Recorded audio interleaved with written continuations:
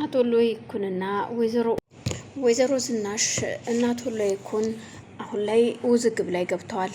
ምክንያቱም ናሁም አሁን ላይ ድርጅቱን በህገ ወጥ መንገድ እናሳድገው እናስተካክለው የሚለው ነገር አቶ ሎይኩንን አላስማማውም። አቶ ተሰማ የድሮ ቤቱን አስይዞ ተበድሮ አብሮ ይሰራበት የነበረው ጓደኛው ጋር አሁንም እነ ሎይኩንን እዛ ውስጥ አስገብቶ ሊያሰራቸው እንደፈለገ ሲናገር በፍጹም እንደማይሆን ይነግረዋል። አቶ ሎይኩን በፍጹም እንደዚህ አይነት ነገር መስራት አልፈልግም፣ ህገወጥ የሆነ ነገር ወንጀል ላይ መሳተፍ አልፈልግም። በንጹህ ላቤና በንጹህ ላቤ ጥሬ ግሬ ማደግና መለወጥ ነው የምፈልገው። ስለዚህ አሁንም ቢሆን የተበላሸውን ድርጅቴን አቋቁመዋለሁ። ከዚህ በፊትም የማንንም እርዳታ ሳልፈልግ ነው ድርጅቴን ያቋቋምኩት። አሁንም ቢሆን የማንንም ድርጅት ሳልፈልግ የማንንም እርዳታ ሳልፈልግ ስራዬን እሰራለሁ። እናም ነግሬሃለሁ በማለት ልጁን ተቆጥቶታል። ግን ደግሞ ናሁም አሁን ላይ በፍጹም እንደማይሆንና እዛ ሰው ጋር አብሮ ተደራጅቶ መስራት እንደሚፈልግና ድርጅቱን አሁንም ወደ ላይ ከፍ ማድረግ ይፈልጋል።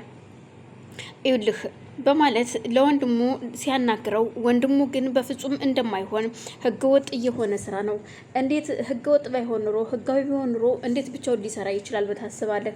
ምክንያቱም ይሄ ህገወጥ ስለሆነ ነው። እባክናሁም አስተውል። ይሄ እናትና አባታችን በምንም ሳይኖራቸው በድህነት ጎናቸው እንደዚህ ደረጃ ላይ ያደረሱትን ድርጅት መልሰን ለማንም ወሮ በላ አሳልፈን መስጠት የለብንም። ስለዚህ እኛ ራሳችን ጥረን ተጣጥረን እናሳድገው ቢለውም ናሁም ግን በፍጹም አይሆንም ይላል።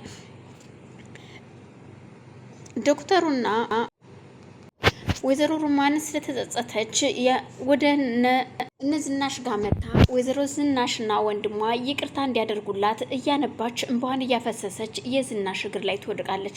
ወይዘሮ ዝናሽ ግን በፍጹም ይቅርታ እንደማታደርግላትና እዛ ቤት እንድትመጣም እንደማትፈልግ አስጠንቅቃ ትነግራታለች። ይሄውልሽ ከእግሬ ላይ ብትነሽ ይሻልሻል። እኔ አንቺን አልፈልግም። አንቺ ማለት እኮ እኔን ስንት ጊዜ ስለዚህ ማንም ይሁን ማንም እኔና አንቺን በፍጹም አብረን ልንበላ ልንጠጣ እንችልም። ምንም ቢሆን አሁን ከእግሬ ላይ እንድትነሽ እፈልጋለሁ ስትላት ወይዘሮ ሮማን እንደተጸጸተችና ይቅርታቸውን እንደምትፈልግ ይብን አሁን ላይ ያከማቸችውን ንብረት ብትሞት እንኳን ማን እንደሚወርሰው ስለትነግራቸው ስለ ገንዘብሽ ሳይሆን አቃለሁኝ ቤቱን ወስጅባችኋለሁ ግን ደግሞ ስትል ያፋን አውርታ እንኳን ሳጨርስ እኛ እዳችንን የከፈልነው አንቺ ምንም የወሰርሽብን ነገር የለም እዳችንን ነው። ስለዚህ እዳችንን የከፈልነውና ምንም አንቺን የሚያስጨንቅሽ ነገር የለም። ወይዘሮ ሩማን አንቺ ስትመጪ ቤተሰባችን ብቻ እየበጠበጥሽ ነው የተቸገርነው። ስለዚህ ምን አለበት በዙሪያችን ባትመጪ። እኔ ስለ ሎይኩን አላቅም፣ ስለ ራሴ ግን አንድ ነገር ልንገርሽ፣ በፍጹም ይቅርታ አላደርግልሽም። ይቅርታ ያደረኩልሽ ከአንገት በላይ ነው በማለት ስትነግራት አውቃለሁ ብትኝም አይደንቀኝም። ምክንያቱም እድሜ ልክሽንም ሳሰቃይሽ የኖርኩ ሰው ነኝ። ስለዚህ እንደዚህ ብትኝ አይገርመኝም ስትላት እሷም ተነስታ ትታት ወደ ክፍሏ ትሄዳለች። ወይዘሮ ሩማንም ለወንድሟ ደጋግማ ይቅርታ ብታደርግልኝ ምን አለበት ወንድሜ፣ አውቃለሁ ዝናሽን ብዙ ጎድቻታለሁ፣ ብዙ በድያታለሁኝ፣ ግን ደግሞ አልፈርድባትም፣ ጥፋቱ የራሴ ነው። ግን አሁን ላይ በጣም ተጸጽቻለሁ። ከፈለጋችሁ ደግሞ ሙሉ የቤቱን ንብረት ለእናንተ ልስጣችሁ ስትለው እኛ ምንም አይነት እርዳታ አንፈልግም፣ እንደነገረችሽ ከሆነ ደግሞ የሰጠንሽ እኛ እዳችንን ነው እየከፈልነው እንጂ ምንም የከፈልነው እላፊ ገንዘብ የለብንም፣ ንብረትሽ ነው። ያው ሳላቅ ነው በዛን ሰዓት አባቴ አንተን አብልጦ ይወድክ ስለነበረ ነው። እባክህን እንደዚህ ሆንኩትኝ፣ በመጥፎ መንፈስ የተያዝኩትኝ። አሁን ግን ራሴን እያወቅኩ ስመጣ ብቸኝነቴ እጅግ ተሰምቶኛል። ይህምን ሌላው ይቅርና ከአምራን ጋር ሆነሽ እንኳን ያሰረሽብንን ሴራስ ታውቂዋለሽ ወይ? የማንሰማና የማናቅ ይመስልሻል ወይ ሲሏት አውቃለሁኝ፣ ግን ተጸጽቻለሁ። ከአምራን ጋር እንደዛ ማድረግ አልነበረብኝም። በጣም ተጸጽቻለሁ። እባካችሁ ስትለው ለማንኛውም አሁን ወደ ቤትሽ ሂጂ እባክሽን ሩማን፣ በቃ ሂጂ ወደ ቤትሽ። ደግሞ ብዙ ጊዜ ወደኛ ጋር ባትመጪ ደስ ይለኛል። እናም ዝኑም ያው እንደነገረችሽ ነው ቤታችን ተበጥብጧል። ምክንያቱም አንቺ ስትመጪ ሁልጊዜ ቤታችን ይበጠበጣል። እናም እባክሽን ይልና እንድትሄድ ያደርጋታል። እሷም እያለቀሰች ነበር ሄደችው። አምራን ዶክተሩ ጋር በፍቅር እየጀመሩ ይመስላል። እናቱ ከክፍለ ሀገር መታ ቁጭ ብላለች። እናም እናቱ በቁጣም ሆነ በምንም አምራንን ስታናግራት አምራንም ግራ ተጋብታ ምን ማድረግ እንዳለብኝ አላቅም። እሺ ምግብ ይብሉ ብላ ብታቀርብም እንኳን በፍጹም ምግብ መብላት እንደማትፈልግና ምንም ነገር ማድረግ እንደማትፈልግ ለልጇ ብቻ እንደሆነ ትነግራታለች። እሷም ግራ ተጋብታ መምሸቱ አይቀርምና መሽቶ አንድ ላይ እንዲተኙ እናቱ ታዛለች። በይሺ አሁን ወደ መኝታ ቤታችን እንሄድ ሲባባሉ እና አብራችሁ ማደር አለባችሁ በማለት ዶክተሩና አምራን አብረው እንዲያድሩ ታደርጋቸዋለች። ዶክተር ፍራሽ አንጥፎ መሬት ላይ ተኝቶ አምራን አልጋ ላይ ነበር።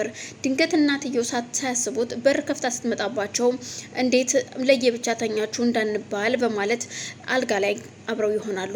በስከ መጨረሻም በሩን ቆልፈው እናታቸው ከተመለሰች በኋላ በሩን ቆልፈው አብረው እያሉ ግን ድጋሚ አሁንም እናትየዋ ስትመጣ ዘሎ አሁንም ወደ አልጋ ላይ ሲል ዶክተር ቆይ ግን ለምንድነው የዚህን ያክል የፈራ ነው? በራችን ቆልፈናል፣ ምንድነው ችግሩ ይላታል። እኔ ምን አውቃለሁ ምን ችግር እንደተፈጠረን የማውቀው ነገር የለም። ብቻ ግን ለማንኛውም አንተ ዛሬ እንዴት እንደምናድር አላውቅም። ለማንኛውም ውረድና ተኛ በማለት ተረት ተረት ልንገርሽ እያለ ለአምራን የድሮ ተረት እየነገረ ሌሊቱን እያነጉታል። እናም አብረው ለምን እንድናድር እንደፈለጉ ባላቅህም እናት ግን በጣም ከባድ ሴት ናቸው በማለት ሲነጋ እሷም ተነስታ ጓደኛዋ ጩና ጋር ትሄዳለች። ጩናም ስታፋጥጣት ምን እንዳደረጉ እንዴት እንዳደረች ስትነግራት እናትየው ስታደርጋት የነበረውን ሁሉ እያንዳንዱን ነገር ትነግራታለች። ጩናም ታድልሽ አንቺ ምን አለበት እኔንም ዳግም እንዳንቺ ባደረገልኝ። ዳግም እኮ ይኸው ሴት አስመሰለኝ። ሴት የምትመስዩ ቀሚስ ስትለብሽ ነውና ቀሚስ ልበሽ እያለ ቀሚስ ካስለበሰኝ በኋላ ግን አላቅም ብቻ ገና ናችሁ እናንተ። ጩና ተረጋጊ፣ ዳግም ምናልባት ሊያገባሽ ይችላል ትላታለች። ዳግም አሁን ላይ አባቱን እየፈለገ ነው። አባቱ ስልክ እኮ እየሰራለት አይደለም። እናም ለናሁም ሲነግረው አባቴ አሁን ላይ ልክ ጎዳና ተዳዳሪ ነው የሚመስለው፣ እብድ ነው የሚመስለው ብታየው ያንን ሰውዬ የሚያመልጠው በዚህ ምክንያት ነው፣ በዚህ መልኩ ነው። እኔንም ባለፈው እኮ ከዛ ሰውዬ ሰዎች ያሳረፈኝ ያስመለጠኝ እብድ መስሎ ነው በማለት ሲነግረው የሚገርምና የሚያሳዝን ነገር ነው። ግን አባትህ እንዴት ይህንን ነገር ሊያስብ ቻለ? በጣም ከባድ ሰው ነው በማለት ያው አንዳንድ ጊዜ ኑሮ ኖራለሁ ስትል ኑሮ ብዙ ነገር ያስተምርሃል። ለዛ ይመስለኛል። አሁን ግን ስልኩ እየሰራልኝ አይደለም ያባቴ ምን እንደገጠመው ባላቅም በማለት ዳግም እጅግ ተጨንቆ ለናሁም ይነግረዋል። በስከ መጨረሻም ነገሮችን ተነጋግረው ከጨረሱ በኋላ ዳግም መውጣትና ራሴን ፈታ ማድረግ አለብኝ ብሎ ስላሰበ ጩና ጋር ደውሎ ከጩና ጋር ይገናኛሉ። ጩና እጅግ ደስ ብሏት ከዳግም ስትገናኝ ጥርስ በጥርስ ነች።